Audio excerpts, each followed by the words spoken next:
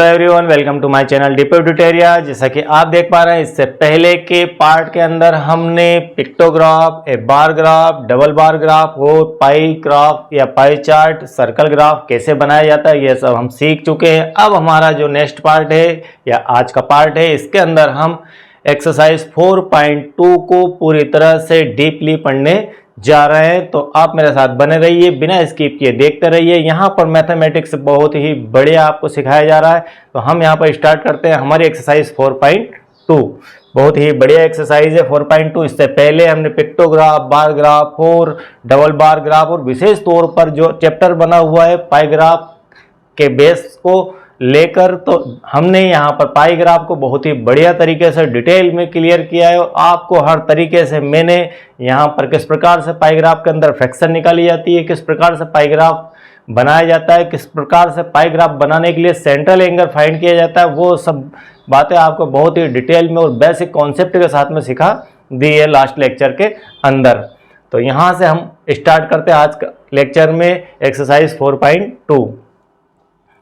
तो पहले 4.2 हमारी जो है, इससे पहले हम एक और लेक्चर देख चुके हैं जिसके अंदर हमने, इससे पहले वाले लेक्चर के अंदर हम देख चुके हैं प्रोबेबिलिटी का बेसिक और उसका कॉन्सेप्ट क्या होता है, प्रोबेबिलिटी क्या होती है, चांस क्या होता है, इसके बारे में सारी समझ बना चुके हैं। और अब हमें यहाँ पर एक्सरसाइज सॉल्व करनी है। तो यहाँ पर 4.2 एक्सरसाइज है हमारी, जो कि प्रोबेबिलिटी या पॉसिबिलिटी इसके ऊपर बनी हुई है।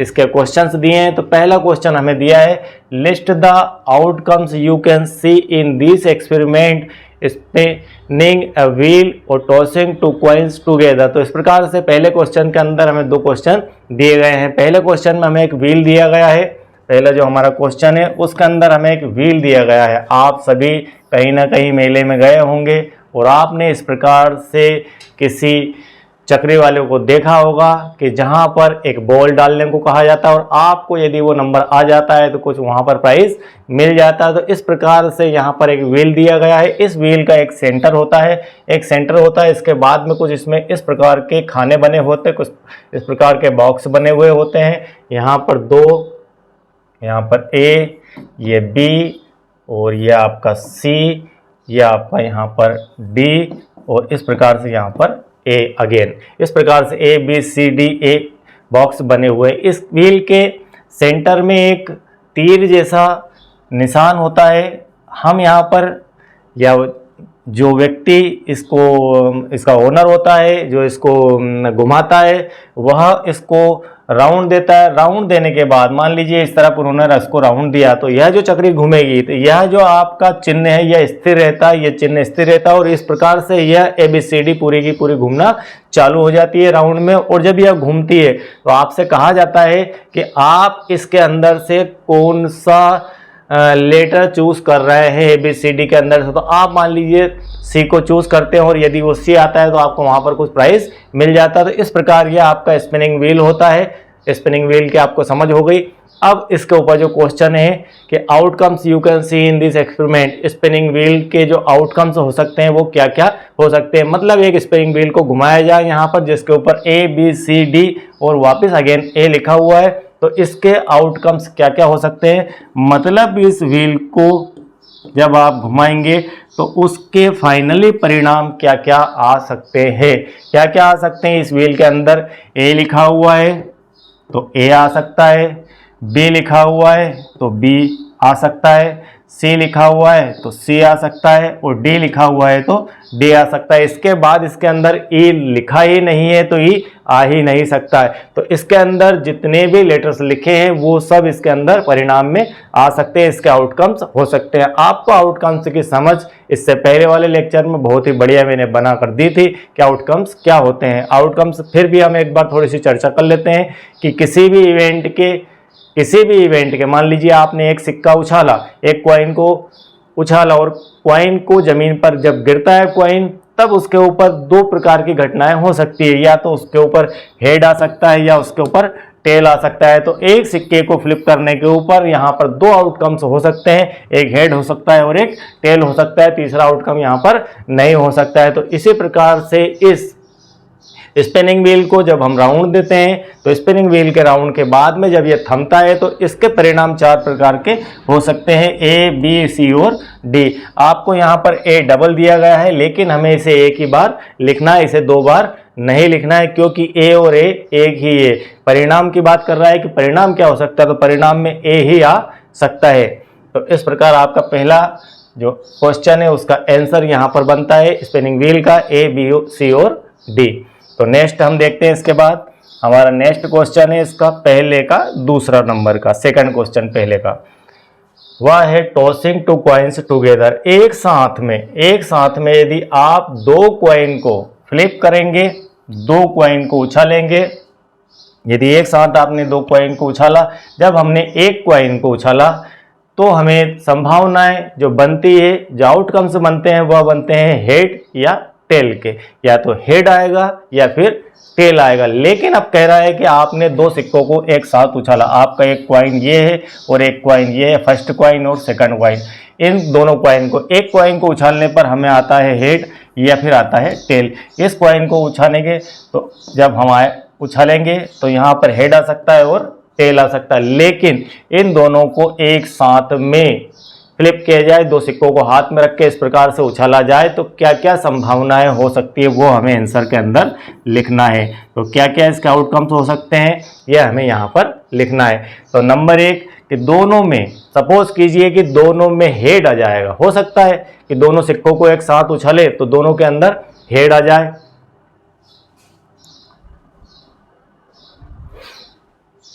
दोनों के अंदर आपको हेड प्राप्त हो जाए तो एक आपका आउटकम्स होता है कि दोनों पर हेड आ गए हैं। हो सकता है कि दोनों पर टेल आ जाए तो दोनों के टेल आने की संभावना भी यहाँ पे बनती है, तो सेकंड आउटकम्स आपका हो जाता है यहाँ पर टेल का। तीसरी कंडीशन ये बनती है कि एक का हेड आ जाए और एक का टेल आ जाए, तो इसका हेड आ गया और इसका टेल आ गया। इस प्रकार से भी संभावना बन सकती है कि हेड टेल, और एक संभावना बन सकती है कि टेल और हेड, टेल और हेड। इस प्रकार से यहाँ पर संभावनाएं बन सकती है। तो यह आपके आउटकम्स में लिखा जाएगा, head head, tail tail, head tail और टेल हेड। इस प्रकार से संभावनाएं बनती है, यह हमारे आउटकम्स होते हैं। अब हमारा इसी प्रकार से क्वेश्चन नंबर 2 आता है, इसे हम देख लेते हैं। एक्सरसाइज बिल्कुल बहुत ही ईजी है, क्योंकि इससे पहले वाले लेक्चर में यदि आपने ये लेक्चर नहीं देखा है तो आप लेक्चर को पहले देखिए, वहाँ पर आपको चांस और प्रोबेबिलिटी के बारे में बहुत ही डिटेल में बताकर मैं आया हूँ। तो यहाँ पर आपको बहुत आसानी होगी यदि वह लेक्चर आपने बेसिक का देखा है। एनसीईआरटी बुक एक ज्ञान का महासागर है, इसे पढ़ने के लिए आपको एक एक लाइन, एक एक पैरा पढ़ना होता है। यदि आप डायरेक्ट एक्सरसाइज करने के आदी है तो आप प्रॉपर मैथमेटिक्स को नहीं पढ़ पाएंगे। प्रॉपर मैथमेटिक्स पढ़ने के लिए, बहुत बेहतर गणित करने के लिए आपको हर एक पैरा, हर एक लाइन को बराबर पढ़ना होगा। आप सभी को बराबर पढ़कर आएंगे तो आपको एक्सरसाइज में कोई दम ही नहीं दिखेगा, फटाफट सॉल्व हो जाएगी। तो यहाँ पर हमारा क्वेश्चन नंबर 2 है, when a die is throw list the outcomes of an event of getting. मतलब आपने एक डाइस जो होता है उसको फेंका, थ्रो किया, तब आपको क्या क्या आउटकम्स प्राप्त हो सकते हैं। डाइस के बारे में हमने पिछले लेक्चर में चर्चा की थी, फिर यहाँ पर एक बार डाइस की चर्चा कर लेते हैं कि डाइस एक 6 फलकों का, जैसे 6 फलके एक घन की होती है, उसका शेप मैं आपको बता देता हूँ 3D के अंदर कि किस प्रकार से डाइस होता है। यहाँ पर डाइस जो होता है 6 फलकों का होता है, इस प्रकार से एक आकृति होती है डाइस। इसके अंदर 1 2 3 4 5 6, मतलब 2 इस तरफ की, 2 इस तरफ की, 2 ऊपर नीचे की, इस प्रकार से 6 फलके होती है। 2 यहाँ पर, ये 4 तो दिख रही है और 2 यहाँ पर नहीं दिख रही है, तो आगे की दिख रही है, पीछे की नहीं दिख रही है। तो एक ये हो गई आपकी, एक ये हो गई, एक ये हो गई और एक ये हो गई, 4 दिख रही है और इसके पीछे की 2 हमें दिखाई नहीं दे रही। तो 6 फलके इसके अंदर होती है। इन 6 के ऊपर अंक लिखे हुए होते हैं, जैसे मैंने लिख दिया यहाँ 1 2 3 4 5 और 6, इस प्रकार से 6 डिजिट लिखी हुई होती है डाइस के ऊपर। जब इसे फेंका जाता है तो आप जनरली इस डाइस की सहायता से, आपके गर्मियों की छुट्टियां जब चलती है, जब आप फुर्सत में होते हैं, जब आप मनोरंजन चाहते हैं, उस समय आप सांप सीढ़ी, लूडो इस प्रकार के खेल खेलते हैं। उन गेम्स के अंदर आप डाइस का यूज़ करते हैं, जितने डाइस में अंक होते हैं वह आते हैं, तो आप अगर उसे थ्रो करते हैं तब जो डाइस के अंक आते हैं उसे आप अपने अंक मानकर उस लूडो या उस सांप सीढ़ी के ऊपर अपनी स्टेप को आगे बढ़ाते हैं। तो इस प्रकार से इससे खेल में यूज किया जाता है। तो इसी के ऊपर क्वेश्चन आपको पूछा गया, चूंकि यह आपकी मनोरंजन का साधन है इसलिए इसी पे क्वेश्चन बनकर आया है। तो इसे हम यहां से रिमूव कर देते हैं।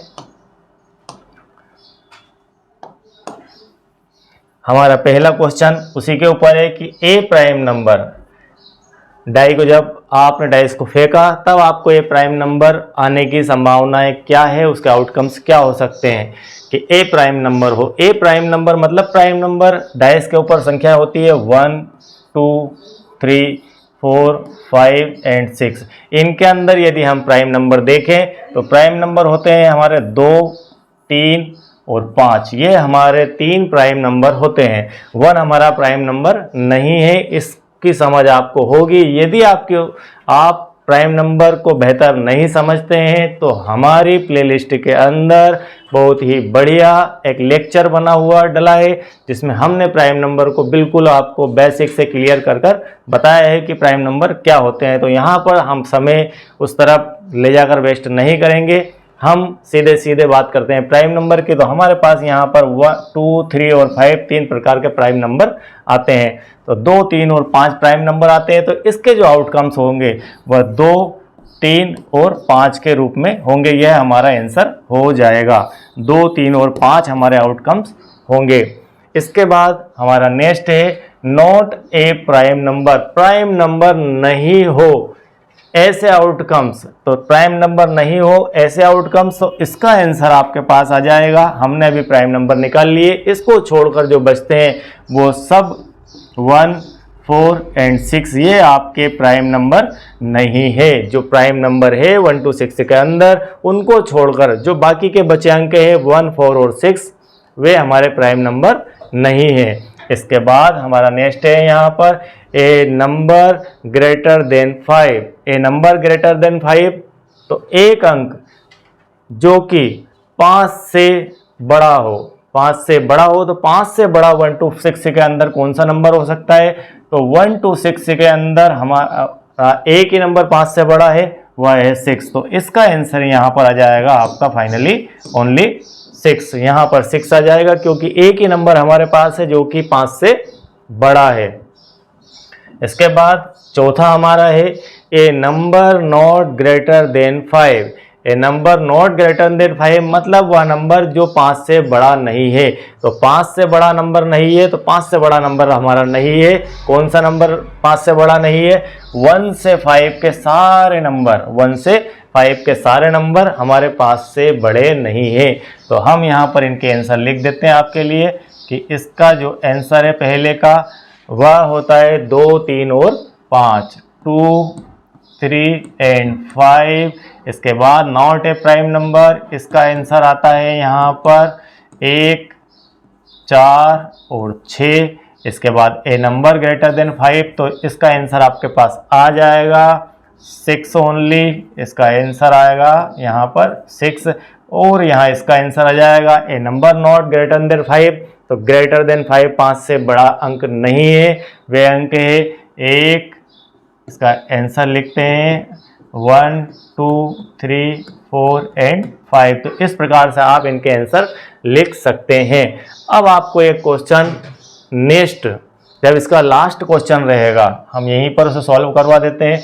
आपका जो नेक्स्ट क्वेश्चन रहेगा फाइंड द 6 नंबर का क्वेश्चन इसी एक्सरसाइज का, find the probabilities of the event given in question number 2। तो क्वेश्चन नंबर 2 की सारी प्रोबेबिलिटी हमें फाइंड करना है। तो इसी को यहीं पर हम सॉल्व कर देते हैं। क्वेश्चन नंबर 2 यहाँ पर हो चुका है, इसी के अंदर क्वेश्चन नंबर 6 भी इंक्लूड है। तो यहाँ पर हम देखते हैं क्वेश्चन नंबर 6। क्वेश्चन नंबर 6 को भी 2 को बेस बनाकर पूछा गया है, तो हम यहीं पर उसे भी क्लियर कर लेते हैं कि क्वेश्चन नंबर 6 क्या होगा इसका आंसर। हम लिखते हैं आंसर 6 नंबर के, 6 नंबर का पहला आंसर। 6 नंबर में आपसे ये पूछा गया है, अभी तो क्वेश्चन नंबर 2 के अंदर ये पूछा गया है कि इनके आउटकम्स क्या हैं। इसके बाद आपको क्वेश्चन नंबर 6 में इसी को बेस बनाकर पूछा गया है कि क्वेश्चन नंबर 2 को बेस बनाकर कहा गया है कि आप इनकी प्रोबेबिलिटीज भी बताइए।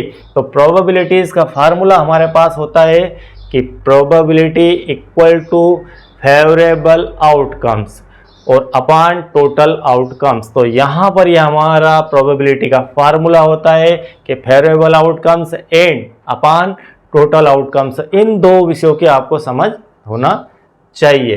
फेवरेबल आउटकम्स क्या होते हैं और टोटल आउटकम्स क्या होते हैं। फेवरेबल आउटकम्स का मतलब ये आउटकम्स हमारे 2, 3, 5। जैसे क्वेश्चन नंबर 1 पूछा गया कि ए प्राइम नंबर की प्रोबेबिलिटी बताइए। यहाँ पर find A prime number probability of A prime number in given that question. तो आपके इस क्वेश्चन के अंदर आपको ए प्राइम नंबर के होने की संभावना बतानी है। तो ए प्राइम नंबर हमारे पास 2, 3 और 5 है। तो हम यहां पर लिखते हैं P इक्वल टू, P से अर्थ है प्रोबेबिलिटी या पॉसिबिलिटी या प्रायिकता, इक्वल टू फेवरेबल आउटकम्स। तो पहले के लिए ए प्राइम नंबर, एक डाइस को हमने फेंका तो उसके ऊपर प्राइम नंबर आने की संभावना, तो प्राइम नंबर आने की संभावना 1, 2 और 3। यहां पर अब हम नंबरों को काउंट करना शुरू करेंगे। यहां पर 3 नंबर आ सकते हैं। कितने नंबरों में से? 6 नंबरों में से। 6 नंबर आपके डाइस के ऊपर हैं, डाइस के ऊपर 6 नंबर हैं। तो डाइस के 6 नंबरों में से प्राइम नंबर हमारे 3 नंबर होते हैं। तो प्राइम नंबर 3 आ सकते हैं। कौन से? 2, 3 और 5। तो इनको काउंट किया तो यहाँ पर नंबरों की संख्या हो गई 3। तो 3 कुल नंबर और टोटल नंबर है हमारे पास 6। तो कुल मिलाकर यहाँ पर इसको हम अगर सिंप्लीफाई कर लें तो फाइनली आंसर आ जाता है 1/2। तो इस प्रकार से आंसर नंबर 6 का पहले का आंसर आ जाएगा 1/2। इसी टाइप से इसके सेकंड का आंसर देखें हम। सेकंड में पूछा गया है not a prime number. Not a prime number, अभी हम जो क्वेश्चन कर रहे हैं वो सेकंड क्वेश्चन के बेस पे आपका क्वेश्चन नंबर 6 पूछा गया है। 6 में आपको क्वेश्चन नंबर 2 ही रिपीट किया गया है, उसी को हम यहाँ पर डबल से सॉल्व कर रहे हैं। एक बार क्वेश्चन नंबर 2 कर दिया और यहाँ पर इसी को बेस बनाकर क्वेश्चन नंबर 6 भी हम कर रहे हैं। तो P इक्वल टू 3/6 है। तो not a prime number, prime number नहीं होने की प्रोबेबिलिटी क्या है? तो प्राइम नंबर डाइस को जब हम फेंकेंगे तब हमें कोई प्राइम नंबर प्राप्त नहीं हो तो ऐसे अंक हमें 1, 4 और 6 के रूप में मिलते हैं। कुल मिला के हमारे पास वो अंकों की संख्या 3 है। 3 अंक हमारे पास हो सकते हैं। और कितने अंकों में से है ये? 6 अंकों में से। तो यहाँ पर अगर हम इसे भी सिंपल कर लें तो इसका फाइनल आंसर आ जाता है 1/2। तो 1/2 यहाँ भी आंसर हमारा प्राप्त होता है। 1, 2, इसके बाद हमारा क्वेश्चन नंबर 3, ए नंबर ग्रेटर देन 5। इसकी प्रोबेबिलिटी हमें फाइंड करना है। सभी की एक एक करके प्रोबेबिलिटी फाइंड करना है। तो ए नंबर ग्रेटर देन 5, तो 5 नंबर से बड़ी डिजिट, ग्रेटर डिजिट होने की संभावना, प्रोबेबिलिटी क्या है? तो वह संख्या सिर्फ हमारे पास 6 है, मतलब वह नंबर हमारे पास 1 है। एक नंबर हमें प्राप्त हो सकता है डाइस में ऐसा जो कि 5 से बड़ा हो। आप बात को समझ रहे हैं? यहाँ पर हमें नंबर काउंट करके उनका यूज करना है। 5 से बड़े नंबर को आने की संभावना, यदि किसी डाइस को आपने फेंका और मैं आपसे कहूं कि 5 से बड़ा नंबर हमें प्राप्त होने की संभावना क्या है, तो वह नंबर सिर्फ 1 होता है। तो एक नंबर है 6 प्राप्त होता है, मतलब उस नंबर का काउंट अगर करें तो वह एक नंबर है। सिर्फ मात्र एक नंबर आ सकता है, वह भी 6। और टोटल नंबर कितने हैं डाइस के ऊपर? 6। तो यहाँ पर प्रोबेबिलिटी हो गई 1/6। इसी प्रकार से आपका जो चौथा है वह है a number not greater than 5। ऐसे नंबर आने की संभावना क्या है जो 5 से छोटे हो, उसमें 5 भी इंक्लूड रहेगा। तो यहाँ पर प्रोबेबिलिटी बनती है। इस प्रकार के नंबर हमने देखे थे 1, 2, 3, 4 और 5 आ सकते हैं जो कि 5 से छोटे हैं, 6 से छोटे हैं। नंबर नॉट ग्रेटर देन 5, 5 से बड़े नहीं हैं, ऐसा करके पूछा है। 6 से छोटे हैं, इसका अर्थ यही है कि 6 से छोटे हैं या फिर 5 से बड़े नहीं है, 5 के बराबर हो सकते हैं। तो यहाँ पर वह संख्या उनकी 5, 1, 2, 3, 4 और 5। तो यहाँ पर वह संख्या है 5 और टोटल है 6। तो यहाँ पर आंसर आ जाएगा हमारा 5/6। अब प्रोबेबिलिटी की एक और विशेषता आप देखिए ये दोनों क्वेश्चन एक दूसरे के अपोजिट हेड और टेल की तरह ही है। A prime number not a prime number, a number greater than 5, a number not greater than 5, ये दोनों क्वेश्चन पहला, दूसरा और तीसरा और चौथा ये जस्ट लाइक एक दूसरे के अपोजिट डायरेक्शन के क्वेश्चन है। जिस प्रकार से आप किसी सिक्के को फेंकते हैं और उस सिक्के को फेंकने के बाद यहाँ पर हम थोड़ा सा और समझ लेते हैं, एक कॉइन है, उसे जब आपने फ्लिप किया तो आपको या तो हेड मिलेगा या फिर टेल मिलेगा, दो संभावनाएं मिलती है। तो इसकी पॉसिबिलिटीज पी के वैल्यू होती है 1/2 और इसकी होती है 1/2। जब हम 1/2 प्लस 1/2 करते हैं तो हमें कुल मिला के 1 प्राप्त हो जाना चाहिए। तो संभावनाओं के होने और ना होने का टोटल हमेशा 1 होता है। तो यहाँ पर इन दोनों का टोटल 1 है। 1/2 को अगर ऐड कर दें तो यहाँ पर 1 हो जाता है। इससे और इससे जब ऐड कर दिया जाएगा तो 1 हो जाएगा। इसी प्रकार 1/6 और 5/6 को जब हम टोटल कर देंगे तो यहाँ पर हमें प्राप्त होगा 1। तो संभावना, ये होने की संभावना और ये नहीं होने की संभावना है। यहाँ NCERT एक ज्ञान का महासागर है। आपका एक एक वर्ड इसका बहुत ही सोच समझ के, बहुत ही शोध और रिसर्च के बाद में लिखा गया है। तो आप इन वर्ड को बिल्कुल हल्के में ना लें। इसके अंदर जो भी लिखा है बहुत सोच समझ के लिखा है। एक शब्द के कई मीनिंग यहाँ पर निकलते हैं। तो यहाँ पर वो संभावना होने की और नहीं होने की दोनों बातें भी पूछ ली गई है और दोनों को अपोजिट डायरेक्शन में क्वेश्चन भी दे दिया। आपको इजी भी लगेगा और काफ़ी कुछ इसके अंदर आप सीख भी जाएंगे। तो इस प्रकार से यहाँ P 1/6 और P की वैल्यू 5/6, जब इन दोनों को जोड़ेंगे तो हमारे पास इसका फाइनली आंसर 1 आ जाना चाहिए और 1 आ जाएगा। तो इस प्रकार आपका क्वेश्चन नंबर 6 भी यहाँ पर कंप्लीट होता है, जिसके 4 पार्ट हैं, 4 हिस्से हैं। वहाँ पर सिर्फ आपको यह लिखा गया है। फिर से एक बार दिखा देता हूँ। क्वेश्चन नंबर 6 है, find the probabilities of the event given in question number 2। Question number 2 में जो इवेंट हुए हैं, जो आउटकम्स आए हैं, उनके आधार पर आपको प्रोबेबिलिटी यहाँ पर फाइंड करनी है। तो इस प्रकार से हम क्वेश्चन नंबर 6 को भी 2 के साथ में सॉल्व कर लेते हैं और हमने ये कर लिया है। अब हम चलते हैं क्वेश्चन नंबर 3 की तरफ। हमारा क्वेश्चन नंबर 3 है, वह भी प्रोबेबिलिटी के ऊपर ही डिपेंड कर रहा है। Question number 3, find the probability of the pointer stopping on D। अब यह आपका जो है पॉइंटर के ऊपर क्वेश्चन वापस से पूछ लिया गया है।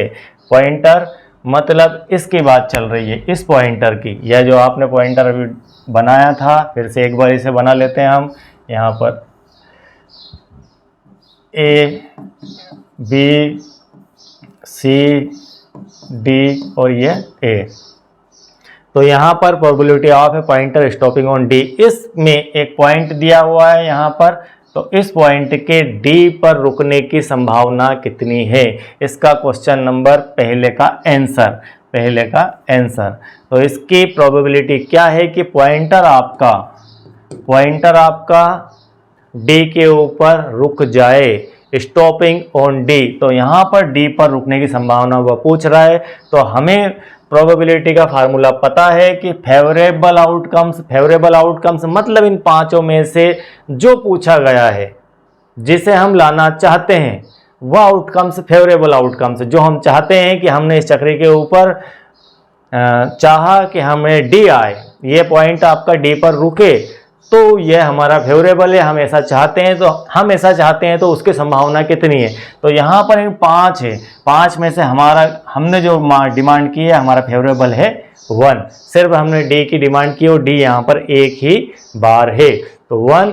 और टोटल कितना है इसमें, 3 और 2 5, 5 में से 1 मतलब यहाँ फाइनली आपका आंसर हो जाएगा 1/5।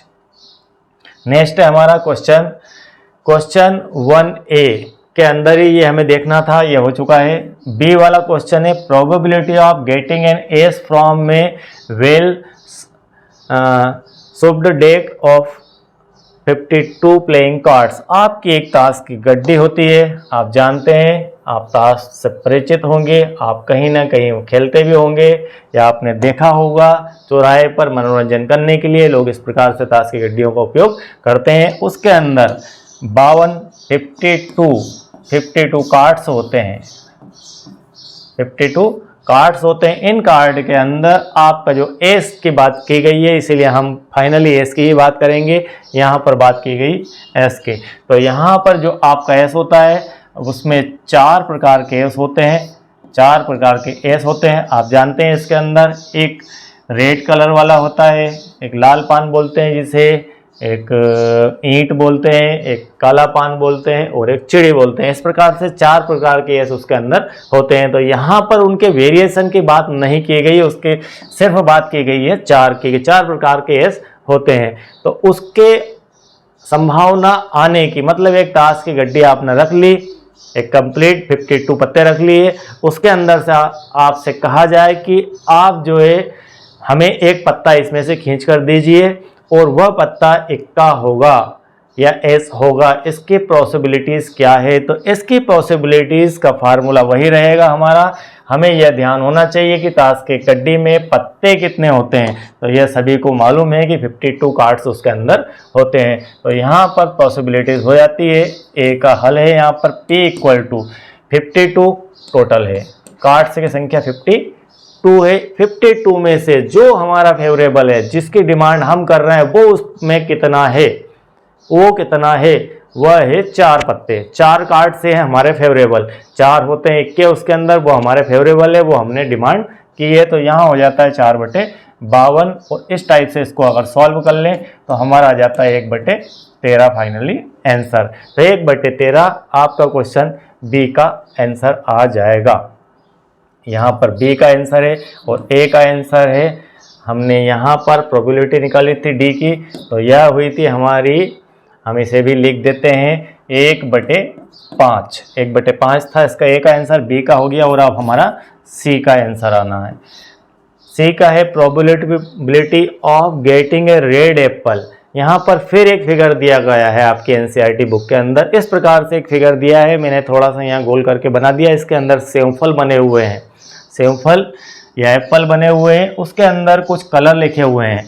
कलर कैसे लिखे हैं, green red, red red green, red green, इस प्रकार से कुछ कलर उसके अंदर लिखे गए हैं। और हमें रेड एप्पल के होने की संभावना दिखानी है, उसकी प्रोबेबिलिटी हमें बतानी है। तो रेड एप्पल होने की प्रोबेबिलिटी, तो टोटल एप्पल कितने हैं, यहाँ पर टोटल एप्पल है 3 और 3 6 और 1 7, तो टोटल एप्पल हमारे पास हो गए 7। इसके अंदर से रेड एप्पल होने की, तो रेड 1 2 3 4 रेड दिए हैं, तो 4/7 यहाँ पर 4/7 इसकी प्रोबेबिलिटी होती है। यदि हो सकता है कि यहाँ पर एप्पल की संख्या रेड की अगर 3 हो तो 3/7 हो जाएगा, यहाँ पर 5 हो तो 5/7 हो जाएगा। जरूरी नहीं कि आप जो पढ़ रहे हैं एनसीईआरटी के अंदर या मैं जो पढ़ा रहा हूँ वही क्वेश्चन आपके एग्जाम में भी पूछा जाए और कहीं और ऐसा कैसा सेम टू सेम क्वेश्चन टकराए। तो हमें यहाँ पर फार्मूला सीखना है, उसमें डाटा का फिटिंग कैसे किया जाता है वह सीखना है, प्रोबेबिलिटी क्या होती है वह सीखना है, फेवरेबल आउटकम्स क्या होते हैं वह सीखना है, टोटल आउटकम्स क्या होते हैं वह सीखना है। तो यह हम लगभग सीख चुके हैं और इस बेस के ऊपर हम यह क्वेश्चन बना सकते हैं। तो यह हमारा फाइनली क्वेश्चन नंबर 3 का आंसर सी का हो चुका है। तो यहाँ पर ए का आंसर 1/5 आ चुका है, बी का आंसर यहाँ पर 1/13 आ चुका है और पी का आंसर 4/7 आ चुका है। अब हम क्वेश्चन नंबर 4 की तरफ आगे बढ़ते हैं। क्वेश्चन नंबर 4 हमारा इस प्रकार है, number 1 to 10 are written in 10 separate slips, one number on one slip kept in a box and mixed well। आपने एक बॉक्स लिया, इस प्रकार से एक बॉक्स लिया, इसके अंदर कुछ पर्चियां डाली। जैसा कि आप जनरली अपनी क्लास में बैठे बैठे भी कुछ आपको गतिविधि करनी होती है तो उसमें आप पर्चियां डाल लेते हैं। काफ़ी सारी पर्चियों की गतिविधियां या खेल होते हैं, काफ़ी सारे बच्चे इसको एंजॉय करते हैं पर्चियों को डालकर। तो इस प्रकार से 1 से 10 तक की छोटी छोटी कागज़ की पर्चियां हैं, उसके ऊपर नंबर लिखे हुए हैं 1 से 10, उसको आपने एक बॉक्स के अंदर डाल दिया। 1 2 3 4 5 6 7 8 9 और 10, इस प्रकार से यह पर्चियां हैं जो कि एक बॉक्स के अंदर बंद है। जो कि एक बॉक्स के अंदर बंद है और ये पर्चियां भी फोल्ड है, इसके अंदर भी कुछ नहीं दिख रहा है, अंदर की तरफ लिखा हुआ है। मैंने यहाँ पर ओपन इसको लिख दिया है पर्चियों की संख्या। 1 slip can close the box, सभी अंदर बंद है। अब इसके अंदर उन्होंने पर्चियां उठाने की बात की है।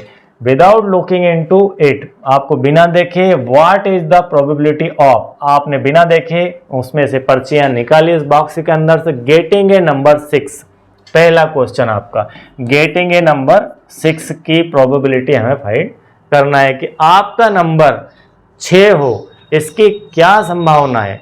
तो आपके पास टोटल पर्चियां कितनी है बॉक्स के अंदर, टोटल पर्चियां हमारे पास है 10। 10 में से 6 वाली पर्ची कितनी है जो आपने डिमांड की है। मैंने ये कहा कि मुझे 6 नंबर की पर्ची चाहिए या उठाना है, तो 6 नंबर की पर्ची आने की संभावना मुझे देखना है। तो मेरे पास 6 नंबर कितना है उसके अंदर, तो 6 नंबर की पर्ची कितनी है 1। तो इसका फाइनली हो जाएगा आंसर 1/10। आपका फेवरेबल आउटकम से है 6, यहाँ पर 6 आपका फेवरेबल आउटकम से है और टोटल आउटकम से यहाँ पर होते हैं 10। तो टोटल आउटकम से 10, तो 1/10 यहाँ पर प्रोबेबिलिटी हो जाती है। क्वेश्चन नंबर 2 है इसका, getting a number less than 6, ऐसे नंबर के आने की संभावना क्या है जो 6 से छोटा हो, जो 6 से छोटा हो। तो 6 से छोटे फेवरेबल नंबर कौन कौन से, 1 2 3 4 5, मतलब कुल मिला के आपके पास वो नंबर की संख्या है 5 और टोटल नंबर कितने हैं 10। तो यहाँ पर हो गया 1/2 आपकी प्रोबेबिलिटी हो जाती है। इसके बाद क्वेश्चन नंबर हमारा 3 है, getting a number greater then 6, 6 से बड़ा नंबर इन पर्चियों में से निकलने की संभावना क्या है। तो 6 से बड़ा नंबर, 6 से अबव नंबर, ग्रेटर देन 6 वाला नंबर, तो ऐसे नंबर कौन कौन से है, ग्रेटर देन 6 के नंबर कौन कौन से है। ग्रेटर देन 6 के हम नंबर यहाँ पर लिख देते हैं 7 8 9 और 10, इस प्रकार ये नंबर है। Getting a number less than 6, तो यहाँ पर 1 2 3 4 और 5 ये नंबर आएंगे। गेटिंग ए नंबर 6, तो ये 6 आएगा। तो इस प्रकार आपको नंबर मैंने वहाँ लिख दिए 7 8 9 और 10, ये आपके 6 से बड़े नंबर हैं। तो यहाँ पर फाइनली आंसर कितने नंबर आ सकते हैं 4 और टोटल नंबर है हमारे पास 10। इसको 2 से डिवाइड कर देते हैं, इसको 5, मतलब आपका फाइनली आंसर हो जाता है 2/5। इसके बाद क्वेश्चन नंबर 4 बनता है। ये क्वेश्चन नंबर 4 का आंसर लिख रहे हैं हम। क्वेश्चन नंबर 4 के 1 2 3 4 क्वेश्चंस हैं इसके ऑप्शन के अंदर। गेटिंग ए 1 डिजिट नंबर, बहुत ही आईएमपी क्वेश्चन समझ लीजिए आप इसे। Getting a 1 digit number, 1 digit number और 2 डिजिट नंबर, इसके अंदर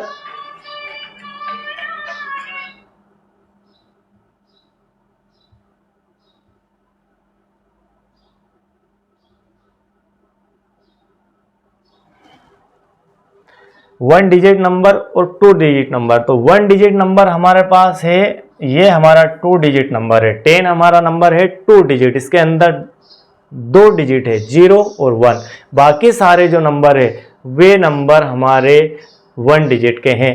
मतलब आपके यहाँ पर नंबर आ जाएंगे 1 2 3 4 5 6 7 8 और 9। इस प्रकार से ये सारे नंबर आपके 1 डिजिट नंबर कहलाते हैं। और 2 डिजिट में आपका 10 से स्टार्ट होकर 99 तक की संख्या चली जाती है। तो यहाँ पर 1 to 10 की बात हो रही है। इसके अंदर आपको प्रोबेबिलिटी फाइंड करना है। गेटिंग है 1 डिजिट नंबर, तो 1 डिजिट नंबर हमारे पास है 9 और कितने में से 10 में से। तो आपका यहाँ पर आंसर हो जाएगा फाइनली 9/10। तो इस प्रकार से आपने क्वेश्चन नंबर 4 के जो 4 पार्ट हैं, 4 क्वेश्चन उसके अंदर दिए हैं। उसका पहले क्वेश्चन का 1/10, क्योंकि यहाँ पर 6 आया था, 6 सिर्फ आपका फेवरेबल एक नंबर था तो 1/10। दूसरे में 5/10 आपके फेवरेबल नंबर 1 2 3 4 और 5 थे, तो यहाँ पर 5 नंबर ले लिए और टोटल नंबर 10 थे तो 1/2 आ गया। इस प्रकार से तीसरे का 2/5 आ गया और चौथे का 9/10 आ गया। तो यह हमारा क्वेश्चन नंबर 4 यहाँ पर कंप्लीट होता है। आप इसे ठीक से नोट डाउन कर सकते हैं। अब इसके बाद क्वेश्चन नंबर 5 की तरफ हम बढ़ते हैं, इसे क्लियर कर देते हैं। क्वेश्चन नंबर 5 का आंसर देखते हैं हम कि क्या आंसर आना है। क्वेश्चन नंबर 5 है हमारा, if you have a spinning wheel with 3 green sector. अब यहाँ पर हमें क्वेश्चन थोड़ा सा बनाना पड़ेगा। क्वेश्चन इस प्रकार से बनेगा, आपको इस प्रकार से एक व्हील दिया गया है विथ 3 ग्रीन सेक्टर।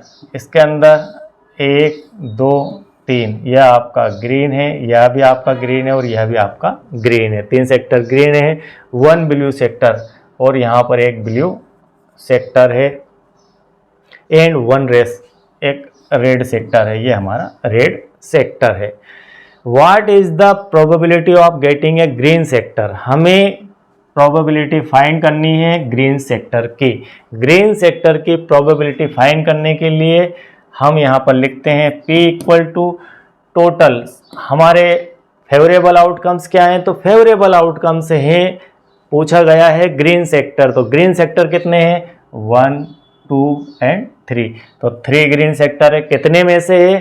5 में से। तो आपका पहले का आंसर यहाँ पर हो जाता है 3/5। इसका सेकंड पूछा गया है, what is the probability of getting a non blue sector? Non blue sector जो कि ब्लू सेक्टर नहीं है उसकी प्रोबेबिलिटी क्या है? तो नॉन ब्लू सेक्टर में हमारे 3 तो ये और एक रेड शामिल हो जाएगा तो 4।